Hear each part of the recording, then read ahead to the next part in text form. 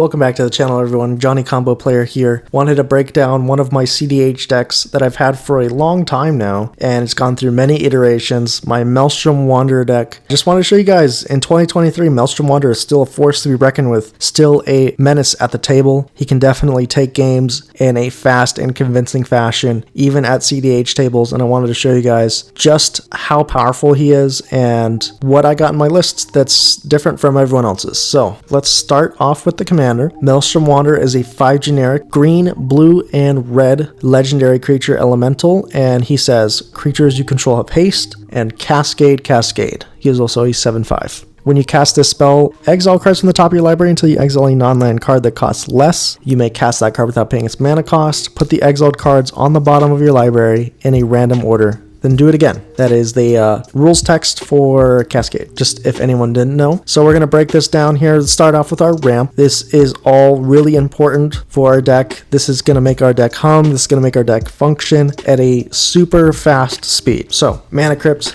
Jewel Lotus, Soul Ring, Mana Vault, Arcane Signet. All these are really important fast mana pieces, excluding Arcane Signet. It's not fast mana, but it is still important because it makes colored mana, and we could cast it on turn 1. We got Grim Monolith, 2 taps for 3. All these are mana positive rocks, if you haven't noticed. Except for Arcane Signet, all these are mana positive rocks. They all make more mana than you paid for them. Then Thran Dynamo, this is the first one that doesn't. It makes 3 generic, but for 4 mana. And same with Gilded Lotus, 5 mana, and it makes 3 of any one color. These are in here for us to combo and untap them later or blink them. They are important in the later game more so than the early game. If you can get these down though and stick them for 1 turn, then you're guaranteed to cast Maelstrom Wanderer, so they are good in that way. And then Dak Faden. I don't see a lot of people playing Dak Faden in Maelstrom Wanderer decks. He is actually pretty good. He gives me a lot of value every time that I play him. He Faithless Lootings for the +1, -2 gain control of target artifact, and then -6 is flavor text. You just -2 him as soon as you come in, take someone's fast mana piece, someone's Arcane Signet, and then that counts as ramp towards Maelstrom Wanderer, and he sticks around with 1 loyalty, so if they don't deal with him, then you get some Faithless Looting value until he goes away. Maybe even get to steal something again. It's happened before for me. Next up, we got our creature ramp.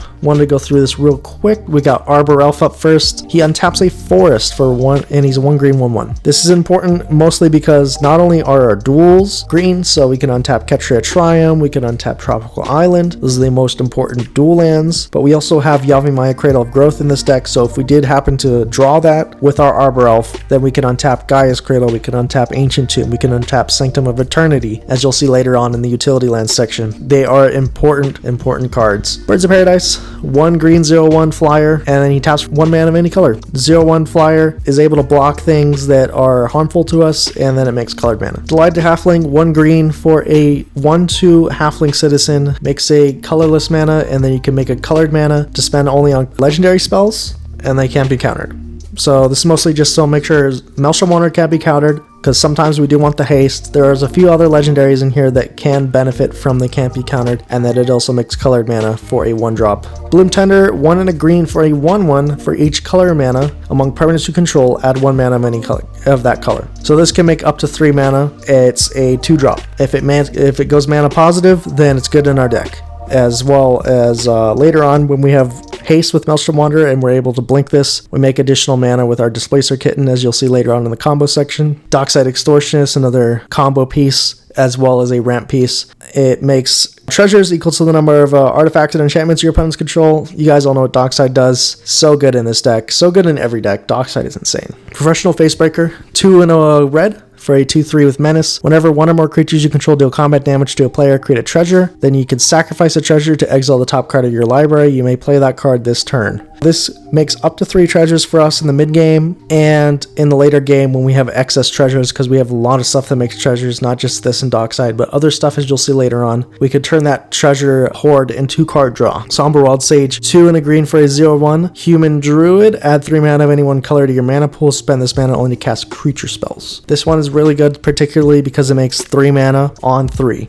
So you can play this on 3, and then you untap and go to 7, because you tap this for 3, and then you have 4 lands for your 4th mana drop. If you ramp at any point earlier on, then you cast Maelstrom Wanderer on turn 4, which is really good. That's exactly what we want. Selvala, Heart of the Wilds, 1 double green for a 2/3 Elf Scout. Whenever another creature is the battlefield, its controller may draw a card if its power is greater than each other creature's power. Then you can pay a green and tap it and add X mana of any combination of colors to your mana pool, where X is the greatest power among creatures you control. So this is insanely good at every stage in the game. In the early game, this is making us mana to help cast Maelstrom Wanderer. In the mid game, this is drawing us some cards, as well as ramping us in the late game. It is a combo piece. It is so good at every stage. Thrix the Sudden Storm, 3 double blue for a 4/5 flash flyer elemental giant, legendary creature. Spells you cast with converted mana cost 5 or greater, cost 1 less, and can be countered. This is cost reduction for us. It has flash, so we could pass and then flash it in before our turn. It makes our stuff uncounterable. So everything that costs 5 or more in this deck, we want to resolve so bad, because it's all game winning. Making all our stuff uncounterable when we have such little interaction in our deck is so important. I don't see a lot of Maelstrom Wanderer players playing this card, but I think it's so good, and it is personally a favorite of mine. Onto our land ramp, I want to show you guys the usuals. You already know, you got your Farseek, your Nature's Lore, your 3 visits. They all get dual lands. They're really important for this deck, as well as Cultivate and Kodama's Reach, getting us 2 basics, 1 to the hand, 1 on the battlefield. They're just such solid ramp for us. We need those in the early game. It always feels so good when we play those on curve, and when you combine them with other mana sources to help cast Maelstrom Wanderer out even faster. And then Skyshroud Claim, 3 and a green. Search your library for up to 2 forest cards, put them on the battlefield, and shuffle your library. Doesn't say basic, so you can get any dual lands, and it is such an important breaking point for us to help cast Maelstrom Wanderer. Because most of the casting cost on this card is generic, we could use fast mana to get this out on turn 1 or 2 to help us get some more lands out and cast Maelstrom Wanderer really fast. Next up, we're onto our library manipulation. These are important cards to help us find our pieces that we want, to help us combo, or to help us win the game with our cascades. First up, we got Worldly Tutor. Search for a creature and reveal it to all players, put it on top, then shuffle. So you search for any creature and put it on top, and then you cascade into it. It's so good. Same thing with Mystical Tutor, except it's an instant or sorcery. We search for an instant or sorcery, put it on top, and then cascade into it. These are instant speed. These are our best ones. We also have Personal Tutor. This is sorcery, but you can search for a sorcery and put it on top. Recently reprinted. Thank you very much, Commander Masters. This is so good because our sorceries in our deck are just so impactful, and we want those most of the time. The only downside is that it is a sorcery, so we have to cast it before we go to combat, and then we might get blown out in combat, or before we cast Maelstrom Wanderer, we could get blown out. So it depends. Brainstorm, 1 blue for an instant, draw 3, then put 2 cards from your hand back on top of the library in any order. This is really good in the early game with fetch lands and some of our other library manipulation. And then when we're ready to cast Maelstrom Wanderer, it just sets up our game-winning cascades. So good in this deck. Brainstorm, an all-star. Squall Rack, 2 generic, and it costs 1 and tap to activate. Exile any number of cards from your hand, face down, put the many cards from the top of your library into your hand, then look at the exiled cards and put them on top of your library in any order. This just helps us set up our cascades.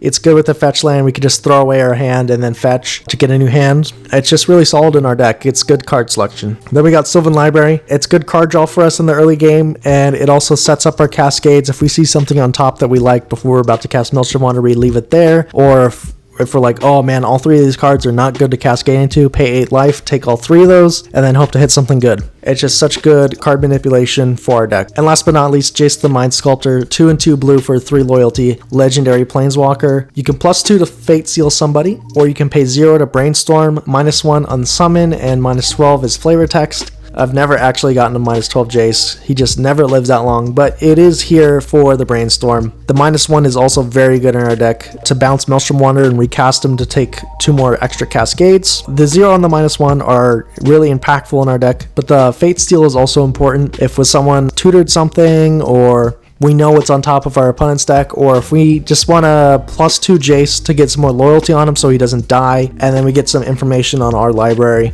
It's solid, but mostly for the Brainstorm and the Unsummon. Onto our extra turns now. These are really important for our deck to help us function and close out the game even faster. In the mid game, they are there to help us ramp into Maelstrom Wanderer even faster, and in the late game, they win us the game basically. So they're impactful at 2 stages of the game, making them very good. Time Warp is first up. Target player takes an extra turn after this one. Temporal Manipulation, 3 double blue, sorcery, take an extra turn at this one. Captures Xingjiao, thank you Commander Masters, for recently reprinted. 3 double blue, take an extra turn at this one. All 3 of these are the 5 mana Take an extra turn after this one. Time Warp being slightly worse than the others because it can get deflecting swatted, but those are the best ones. Then we have Walk the Aeons, 4 double blue, buyback, sack 3 islands. We're never going to do that. And then target player takes an extra turn after this one. This one can also be deflecting swatted. And then we have Temporal Mastery, 5 double blue, take an extra turn after this one, exile Temporal Mastery, but we can miracle it if it's the first card we draw, and we can pay 2 mana to take an extra turn, so it's kind of like a Time Walk if we have it on top. We can also manipulate that with Personal Tutor and Mystical Tutor, so just FYI, you can set up that miracle pretty easily. Then last but not least, our extra turns. Nexus of Fate, 5 double blue, instant, take an extra turn of this one. If it be put in your graveyard from anywhere, reveal it and shuffle it into its owner's library. So all these extra turns were chosen very meticulously because all of them, except for the last 2, go into your graveyard and they stay there. So they can be reused at a later time, they can be returned, and they're all the cheap ones too. The 5 mana ones, Walk the Aeons goes to your graveyard, but it is 6 mana. Then you have the Miracle on Temporal Mastery, but it does exile itself. And then Nexus of Fate is an important card to help us from getting milled out. It's instant extra turn. It's one of the best extra turns ever printed. It's so insane for our deck. Onto our haymakers now. These are going to be our creme de la creme cascades. These are the meat and potatoes of the deck. What you're spending all that ramp into to get Maelstrom Wanderer out for. These are what, these are the reason why you play the deck. You want to play these big boys. First up, Consecrated Sphinx, 4 double blue, 4/6 flyer. Sphinx, whenever an opponent draws a card, you may draw 2 cards. Just insane. It needs to be answered right away before the next person draws their card for turn. This needs to be answered, or you're just going to go insane. If you go through one rotation of the table where everyone just draws for turn and doesn't draw any additional cards, you've already drawn a new hand. This card needs to be answered right away. It is a must-answer threat, and you'll find me saying that for most of the other cards on this list. Next up, Ancient Copper Dragon. 4 double red for a 6/5 flyer. When it deals combat damage, you roll a d20 and then create that many treasure tokens. Really good, really good. This can just win us the game. If we cascade into Maelstrom Wanderer, off of Maelstrom Wanderer, Maelstrom Wanderer has haste, so you can attack right away with it and try and get a roll. So if it's anywhere 10 plus, probably you're going to win the game. It's so good. Pathbreaker Ibex, 4 double green for a 3/3. When it attacks creatures you control, gain trample and get +X/+X, where X is the greatest power among creatures you control. So it does come down with haste because of Maelstrom Wanderer. Maelstrom Wanderer is the biggest thing you have. This becomes a 10/10. Maelstrom Wanderer is a 2-shot. It's so good. And it gives trample to all your other creatures too. They are incredibly hard to block. They can't be chump blocked. Atali Primal Storm, 4 double red for a 6/6. When it attacks, exile the top card of each player's library. You may cast any number of spells from among those cards without paying their mana costs. Comes down with haste. Immediately get to attack with it. This is such a juicy attack trigger. No one likes when you take their cards, especially when you win the game with them.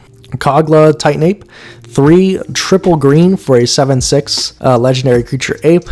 When it enters the battlefield, it fights up to 1 creature you don't control, and when it attacks, you destroy target artifact or enchantment defending player controls, and you could also pay 1 and a green, return target human you control to its owner's hand, and Kogla gains indestructible until end of turn. This is particularly insane for our deck because it does combo with one specific card in the deck, and even if you don't have that combo for it, he comes down, he fights something, so you 1 for 1. Then you attack and you destroy an artifact or enchantment. That's 2 for 1. And then they block with a creature, that's 3 for 1ing it. Kogla always going to get a 3 for 1, or you get a 2 for 1 and then you untap and then you destroy another artifact or enchantment and attack them again. With extra turns, he's insane because you get rid of multiple artifacts or enchantments. He's so good in this deck. Next up, Balefall Dragon. 5 and double red for a 6/6 flyer. When it deals combat damage to a player, it deals that much damage to each creature that player controls. One of our only board wipes in the deck, since Maelstrom Wanderer can't play too much interaction. He comes down with haste, and you attack the person whose board needs to get wiped. Balefall Dragon is so good in this deck. Old Gnawbone, 5 double green for a 7/7 flyer. Whenever a creature you control deals combat damage to a player, create that many treasure tokens. If you have Maelstrom Wanderer this, and you don't even need another creature, but if you had another creature out, this is already game winning, making at least 7 to 14 treasures. Ooh, that's so nasty, especially with our Professional Facebreaker, turning those treasures into card advantage. We got a Atali Primal Conqueror, 5 double red for a 7/7 trample. When it enters the battlefield, each player exile a card from the top of their library until they exile a non-land card. You may cast any number of spells from among the non-land cards exiled this way without paying their mana costs, and then he transforms into a Blightsteel Colossus. You don't really care about transforming into a Blightsteel Colossus. In fact, you probably shouldn't, because there is ways to blink him. There's ways to recure that ETB, so that way he gets more cards off of everyone's library. It's so good. I mean, it's basically like the other Tali, but even better, because he does have trample and he has the other ability to transform, and he does his thing on ETB instead of on attack, and you don't have to worry about hitting lands. So many things going for this card in our deck. And then we got Hullbreaker Horror, 5 double blue for a 7/8 with flash, can't be countered. Whenever you cast a spell, choose up to 1, return target spell you don't control to its owner's hand, or return target non-land permanent to its owner's hand. This is a combo piece, as you'll see later on.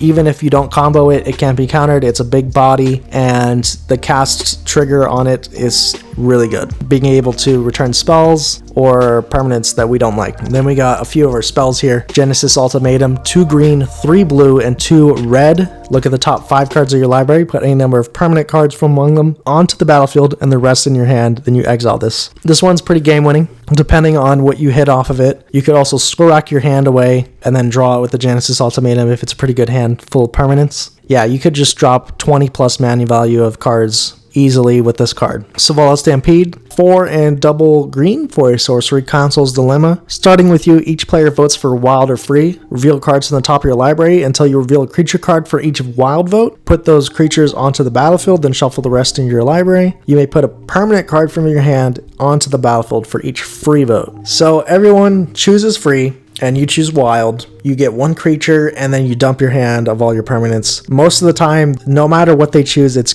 bad for them, and they lose the game. But there is a few times where I've gotten this off a Cascade and haven't had that many good permanents in your hand. But it's still really good. Getting any creature off the top of your library most of the time pays for the mana cost on this spell. Time Spiral, 4 double blue for a sorcery. Remove it from the game, then each player shuffles his or her hand, graveyard, into their library, then draw 7, and then you untap 6 lands. So if you hit this off a Cascade, you get a fresh hand.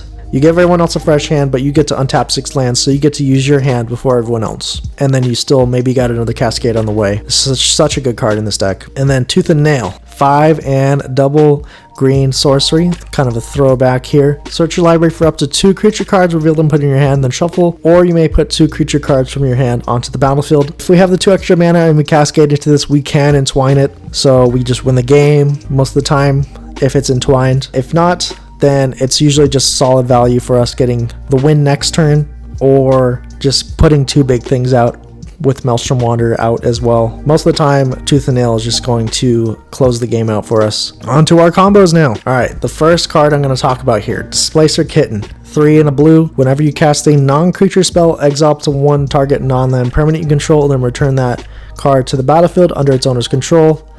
There's just a way where you can just keep storming off with this.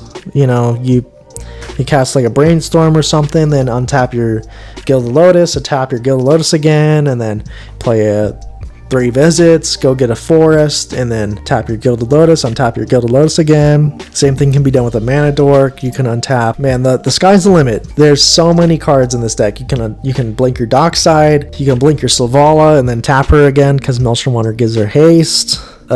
Man, it's so good. There's too many combos to name to put all the cards up here, but yeah, you get the idea. Displacer Kitten is so good in this deck. Then we got Selvala. I mentioned Selvala earlier. With Deadeye Navigator. Deadeye Navigator is a spirit, 4 and double blue for a 5/5 with Soulbound. You may pair this creature with another umpire creature. Whenever either enters the battlefield, they remain paired as long as you control both of them. As long as Deadeye Navigator is paired with another creature, each of those creatures has 1 and a blue. Exile this creature, then return it to the battlefield under its owner's control. With Selvala, you also kind of need Maelstrom Wanderer out too if you want to win the game. But with Selvala, it's infinite mana. And then if you have Maelstrom Wanderer out and he is the biggest thing on the board, you draw your deck out too. Then you take infinite turns. You know, you could do whatever.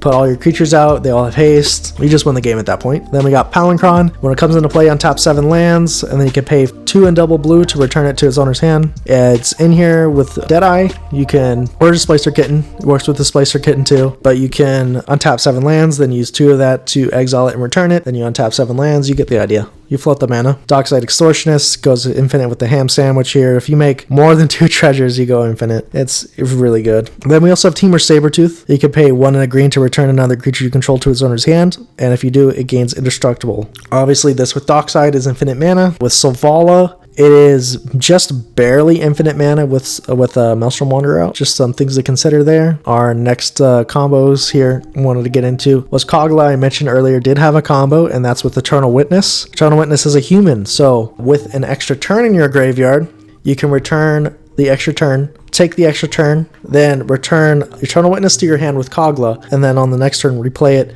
put the capture in your hand, recast the capture, and then rinse and repeat to take infinite turns. This also works with Deadeye Navigator as well. You could just keep returning the extra turn with Eternal Witness and then replaying it. That's why it's important that these go to the graveyard and not into exile, because that's how you take infinite turns. So another combo here with Hullbreaker Horror, and then 2 fast mana pieces. That's infinite mana, infinite bounce. So you return all the non-land permanents to their owner's hands, and you make infinite mana. You can do this with Arcane Signet too to make infinite colored mana, as long as you have a Mana Crypt, Mana Vault, Grim Monolith, or Soul Ring. And then there's always Food Chain. Food Chain, you remove a creature you control from the game, add X mana of any color to your mana pool, where X is the creature's converted mana cost +1. This mana may be only spent on creature spells. So with infinite mana, you could just recast Maelstrom Wanderer endlessly. Even if you don't have infinite mana, you can still recast Maelstrom Wanderer enough times to get the point across, end the game. It's up to you if you want to play one of the other combo pieces with Food Chain, whether that be Squee or Eternal Scourge or Mist Hologriffin or whatever. You may have it, but I just choose to play Food Chain alone without any of those extra pieces, because without Food Chain, those cards are really bad. That's why I don't play those. And let's get into our utility lands now. We got a few of those that I want to show off for you guys. We got our Yavimaya, Cradle of Growth. Again, good with Arbor Elf to untap our other utility lands. We got Castle Garenbrig, comes in tapped unless you control a forest, but you can pay 2 and 2 green and tap it to add 6 green. You can only spend this mana only cast creature spells, so it makes +1 mana for creature spells, +1 mana for Maelstrom Wanderer. You pay the 5 generic and the 1 green for it, and then you just need a blue and a red. Gets Maelstrom Wanderer out a turn early. Same thing with Ancient Tomb, taps for 2 generic, and it deals 2 damage to you, accelerating us in our land base. Gemstone Caverns, if we're not going first, and we have this in our opening hand, we exile a card from our hand, taps for any color, and it also accelerates us, starting with a land on the battlefield. We got High Market to sack Maelstrom Wanderer and recast him. If he's just stuck out there, your opponents are not going to want to kill Maelstrom Wanderer for you, so you're going to have to do it yourself. High Market's really good at doing that. The Sage who Seltos all comes in tapped. You can pay 2 life to add a colorless. If that mana is spent on an instant or sorcery, that spell can't be countered. This is really good for getting through our extra turns, or our Genesis Ultimatum, or our Tooth and Nail, making sure those can't be countered, so we just win the game outright, since we aren't able to play the interaction to fight counter spells. Otawara, speaking of not really that much interaction, Otawara, and then as you'll see next, Boseiju are so good in this deck. They are so integral, being able to, in your land base, bounce any non-land permanent, or in the case of Boseiju, destroy an artifact, enchantment, or non-basic land. They are just so impactful, and you would be remiss not to run them. Then we got Sanctum of Eternity. This is probably the best utility land in this deck. It taps for a colorless, or you can pay 2 and tap it. Return target commander from the battlefield to your hand. Activate only during your turn. You can endlessly bounce Maelstrom Wanderer and recast him with Palinchron and Deadeye. You can, with infinite mana, just bounce him another time. Sometimes all it takes is one more time. If you're able to leave this up to bounce him and play him again, it just could be the end of the game. And this is so good in this deck. And then that was it. So if you guys have any suggestions, if you liked the video, please like and comment. Bye bye.